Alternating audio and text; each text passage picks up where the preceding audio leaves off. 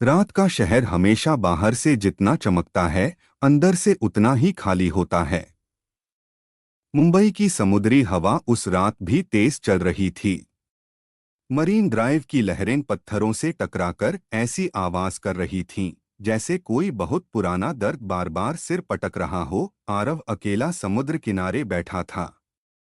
उसकी आंखों के नीचे काले घेरे थे, बाल बिखरे हुए थे और हाथों में हल्की कंपन थी। जेब में बस कुछ सिक्के बचे थे और दिल में ढेर सारी टूटी हुई बातें।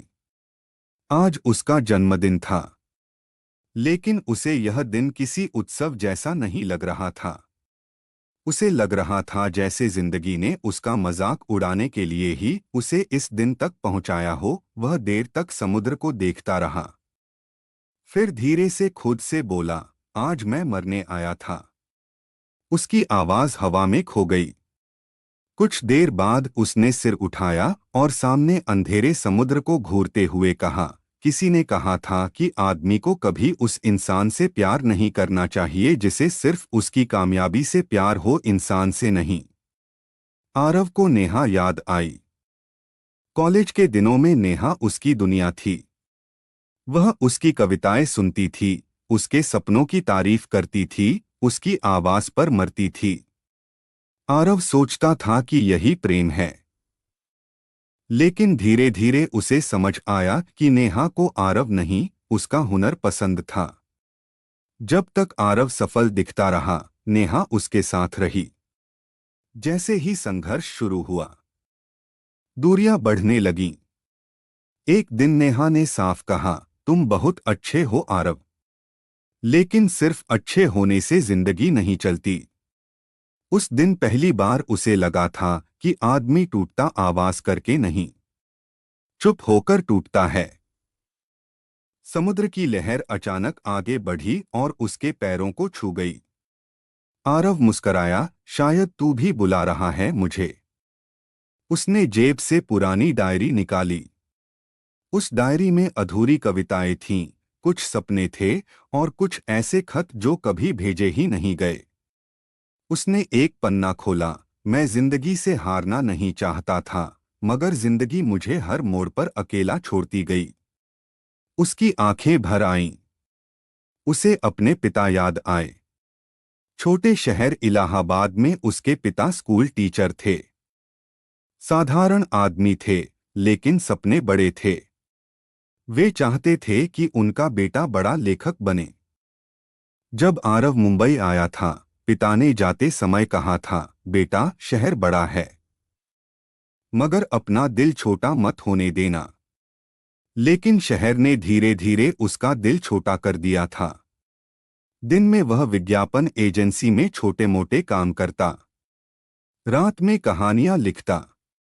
कई प्रकाशकों के चक्कर लगाए, मगर हर जगह से एक ही जवाब मिला, आप अच्छा लिखते हैं, मगर बिकेंगे नहीं।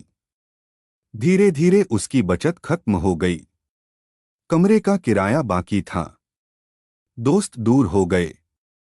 और नेहा, वह किसी बड़े बिजनेसमैन से शादी करके दिल्ली चली गई। उस रात समुद्र किनारे बैठा आरव सोच रहा था कि आखिर अब बचा क्या है। तभी पीछे से किसी बूढ़े आदमी की आवाज आई, बेटा इतनी रात में यहां अकेले क्या कर रहे हो? आरव ने मुड़कर देखा। सफेद दाढ़ी वाला एक बूढ़ा चाय बेच रहा था। उसके कंधे पर पुरानी केतली लटकी थी। चाय लोगे? आरव ने सिर हिलाया, नहीं। बूढ़ा उसके पास बैठ गया। मरने आए हो क्या? आरव चौंक गया। आपको कैसे पता? बूढ़ा हल्का हंसा। समुद्र किनारे रात में दो ही तरह के लोग आते हैं, बहुत खुश लोग या बहुत टूटे हुए लोग। और तुम खुश तो बिल्कुल नहीं लग रहे। आरव चुप रहा। बूढ़े ने चाय का कप उसकी तरफ बढ़ाया, लो मुफ्त है। आरव ने कप पकड़ लिया। कुछ देर दोनों चुप रहे। फिर बूढ़ा बोला, जानते हो मैं भी एक दिन यहीं मरने आया था।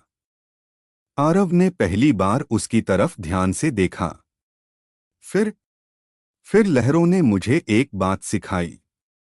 क्या? ये कि समुद्र हर लहर को टूटने देता है, मगर खत्म नहीं होने देता। आरव कुछ समझ नहीं पाया। बूढ़ा मुस्कराया, तुम्हारी कहानी अभी खत्म नहीं हुई बेटा। बस एक अध्याय खराब चल रहा है। हवा तेज हो गई। दूर किसी जहाज की रोशनी टिमटिमा रही थी। आरव को अचानक बचपन का महाभारत याद आया। अभिमन्यु जिसे चक्रव्यूह में घुसना तो आता था, निकलना नहीं। वह बुदबुदाया, मैं भी शायद उसी चक्रव्यूह में फंस गया हूं। बूढ़े ने पूछा, कौन सा चक्रव्यूह? उम्मीदों का, रिश्तों का, सपनों का। बूढ़ा धीरे से हंसा, हर आदमी फंसता है। फर्क बस इतना है कि कोई लड़ते लड़ते गिरता है और कोई बिना लड़े हार मान लेता है। आरव चुप हो गया। उसकी आंखों के सामने कई चेहरे घूमने लगे। माँ, जो हर रविवार फोन करके पूछती थीं, खाना ठीक से खा रहे हो ना? पिता, जो हर रिश्तेदार से गर्व से कहते, मेरा बेटा लेखक है। और छोटी बहन रिया, जो हर राखी पर कहती, भैया, एक दिन आपकी किताब जरूर छपेगी। उसकी आंखें भर आईं। अगर वह आज मर जाता तो? उसने पहली बार सोचा कि मौत सिर्फ मरने वाले को नहीं मारती, पीछे बचे लोगों को भी तोड़ देती है। समुद्र की हवा अब पहले जैसी डरावनी नहीं लग रही थी। बूढ़ा उठ खड़ा हुआ। चलो अब घर जाओ। अगर घर ही न बचा हो तो नया बना लो। इतना कहकर बूढ़ा चला गया। आरव देर तक उसे जाता देखता रहा। फिर उसने समुद्र की तरफ देखा। कुछ देर पहले यही लहरें उसे बुला रही थीं। अब वही लहरें उसे वापस भेजती हुई लग रही थीं। उसने जेब से अपनी डायरी निकाली। आखिरी पन्ने पर लिखा, आज मैं मरने आया था, मगर शायद पहली बार जीने की वजह लेकर लौट रहा हूं। उसने डायरी बंद की और धीरे धीरे सड़क की तरफ बढ़ गया। रात अभी बाकी थी, संघर्ष भी बाकी था, लेकिन अब उसके अंदर एक छोटी सी उम्मीद फिर जल उठी थी।